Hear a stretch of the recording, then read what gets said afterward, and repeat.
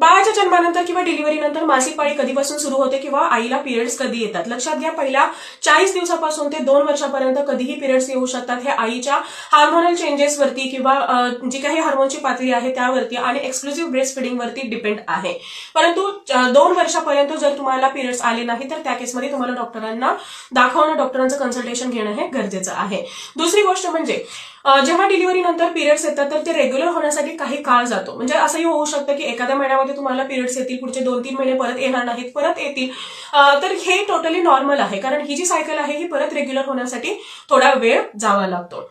जेव्हा तुमचे first period येतील तर त्यावेळी जो ब्लड फ्लो आहे हा थोडासा हेवी असू शकतो, त्याचा त्रासही तुम्हाला थोडा जास्त होऊ शकतो, की जे टोटली नॉर्मल आहे. पुढची गोष्ट म्हणजे ब्रेस्टफिडिंगच्या दरम्यान नॉर्मली असा समज आहे की जर तुम्हाला पिरियड्स लवकर आले किंवा आले तर त्यावेळी दुधाची चव बदलते. तर असं बिलकुल होत नाही. दुधाची जी मात्रा आहे किंवा क्वांटिटी आहे ही किंवा फ्लो आहे हा थोडासा फ्लक्च्युएट होतो, म्हणजे कमी जास्त होऊ शकतो, परंतु मिल्कची जी चव आहे ही बदलत नाही आणि त्यासाठी तुम्हाला काही करण्याची गरज नाही. म्हणजे बऱ्याचदा असं सजेस्ट केलं जातं की पिरियड्सच्या दरम्यान बाळाला ब्रेस्ट फिडिंग करू नये किंवा वरचं बाळाला दूध देणं, या सगळ्या गोष्टी तुम्हाला टोटली अवॉइड करायच्या आहेत. जरी तुम्हाला डिलिव्हरी नंतर पिरियड्स अजून आले नसतील किंवा तुमचे पिरियड्स इरेग्युलर असतील, याचा अर्थ असा नाहीये की तुम्हाला प्रेग्नन्सी राहणार नाही. प्रेग्नन्सी राहण्याचे चान्सेस या दरम्यान नाकारता येत नाहीत. त्यामुळे प्रिकॉशन घेणं हे खूप जास्त गरजेचं आहे.